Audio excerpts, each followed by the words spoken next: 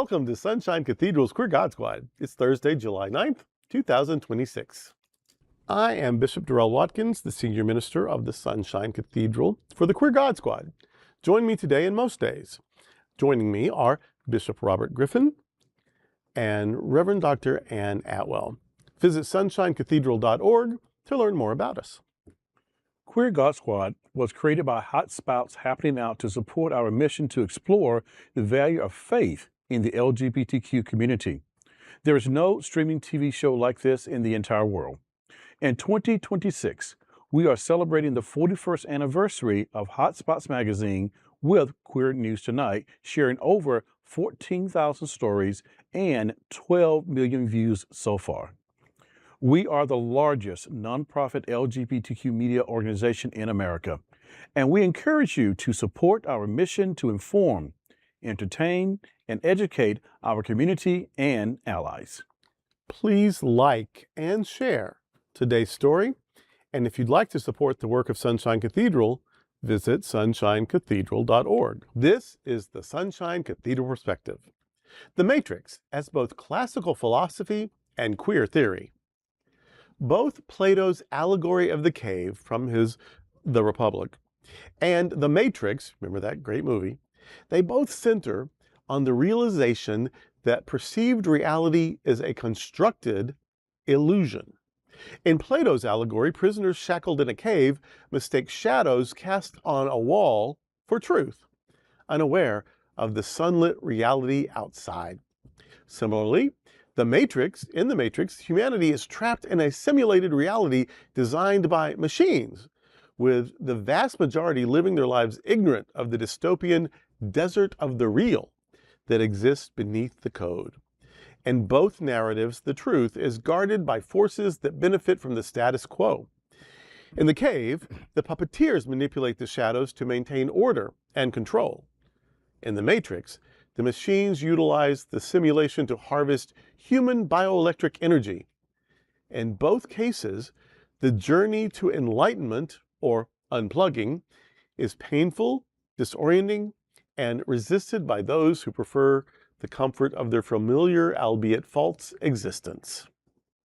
When viewed through a queer lens, both works become profound meditations on the nature of essentialism, that is, that everything by nature has meaning and purpose, versus constructivism, the belief that most of what has meaning is given that meaning by observers and through interactions. Subverting the norm, queer theory often challenges the idea that gender, sexuality, and societal roles are natural or immutable truths. The Matrix serves as a potent metaphor for the trans experience, the feeling that something is fundamentally wrong with the world, the sense of living in a body or society that does not align with one's internal reality, and the radical act of choosing a new identity, despite the danger of being labeled a glitch or a deviant by the system. Performativity.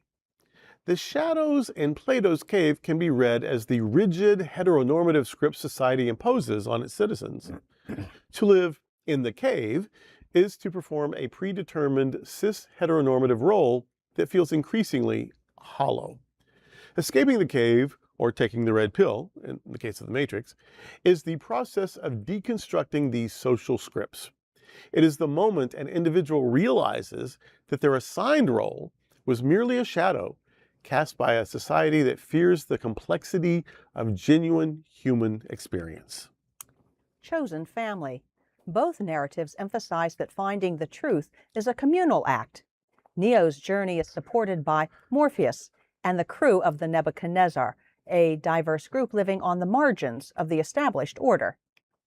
This mirrors the queer necessity of building a chosen family to survive in a world that views one's existence as a threat to the simulation of normalcy. Ultimately, both stories argue that the real world is terrifying because it is unscripted. Pardon me. For the queer individual, the act of stepping into that reality, of refusing to be defined by the shadows on the wall, is the foundational act of liberation.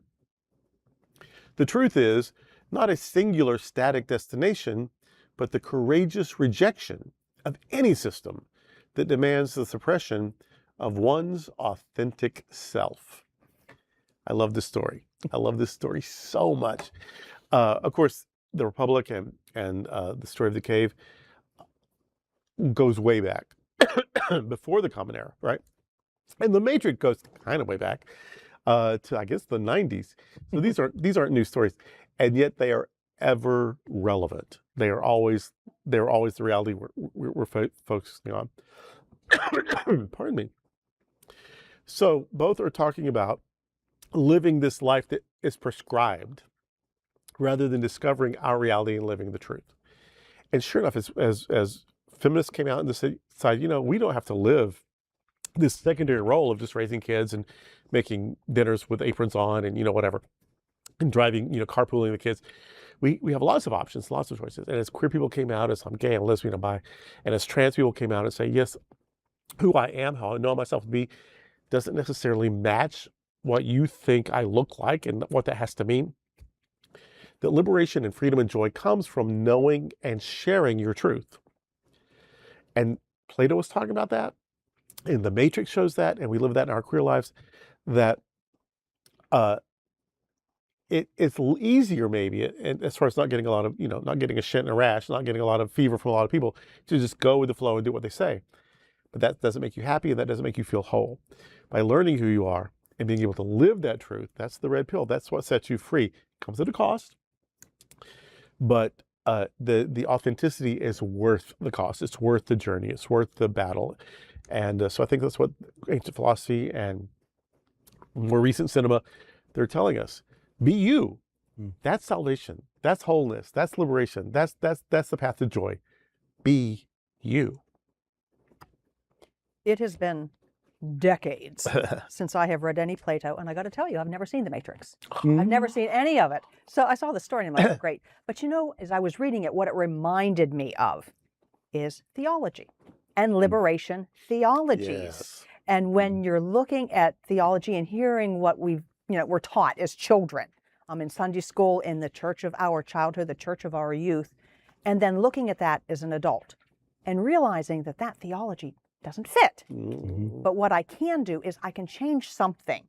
I can read it through my own lens and find a feminist lens to it. I can find a queer lens to it. And I think that's what this story, as I'm hearing, that is about. We can read Plato. We can see The Matrix, which is fabulous. It's, reaching a lot of people, most important.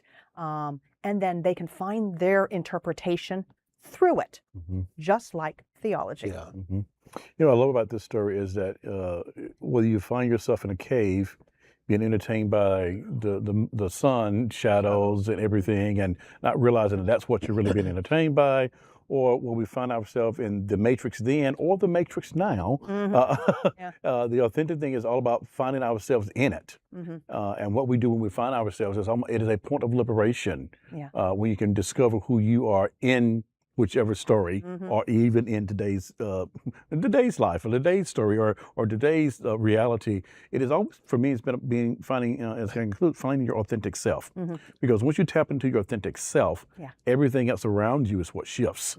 And you then become the agent by which things shifts around you into your reality and your perception, and hopefully it is a projection of love and kindness and greatness that then projects out from you. I love the last scene of The Matrix where it all happens, and that whole I think it was might have been Patrick Chain or Carter Hayward or Gail Yee or Kwapri Long who talked about The Matrix in seminary. Academics in seminary at Pennsylvania School who took that as a Christ moment. That in that last scene where it all just, and he goes into this energy thing. It's like that was the Christo moment. That was almost a moment of change, and that's where we find ourselves is in that moment, is in the transfiguration. So, both great transfiguration stories, and I think that we are still transfiguring today to find our authentic selves. And if you're not big on the classics, or it's been 100 years since you've read any of that, and you haven't seen The Matrix, or you haven't seen it since it was new, which was a long time ago, let's see if I can contextualize it some other way. If you know anything about the Gnostics, if you know anything about Buddhism, if you know anything about Hinduism, if you know anything about A Course in Miracles, these systems will tell you that the reality we see is kind of an illusion. It's the stories we've been told to believe in. But it's not the real us. In fact, the Course in Miracles says that when, God creates Adam and Eve and God puts Adam into a deep sleep and all these things happen, but the Bible never says Adam wakes up. Mm-hmm. And that's when all the crazies, that's when snakes start talking and weird things start happening.